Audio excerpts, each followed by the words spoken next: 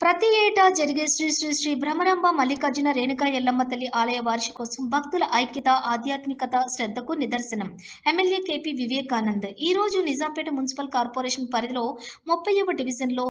ఏనుగుల వారి కుటుంబ సభ్యుల ఆధ్వర్యంలో శ్రీ శ్రీ శ్రీ భ్రమరాంబ మల్లికార్జున స్వామి మరియు రేణుకా ఎల్లమ్మ తల్లి దేవాలయ 124వ వార్షికోత్సవం సందర్భంగా నిర్వహించిన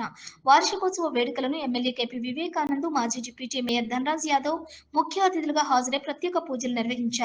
ఈ కార్యక్రమంలో గ్రామ పెద్దలు లీడర్ నరసింహారెడ్డి, మాజీ కార్పొరేటర్లు బొర్రా దేవి, చందు ముదిరాజ్, పెద్దిరెడ్డి సుజాత, మాజీ కోఆప్షన్ సభ్యులు ఏనుగుల అభిషేక్ రెడ్డి, చంద్రగిరి, జ్యోతి, సతీష్, నాయకులు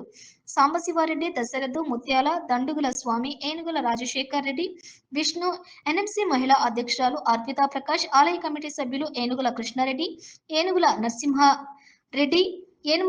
ఏనుగుల సత్తిరెడ్డి, భక్తులు తదితరులు పాల్గొన్నారు.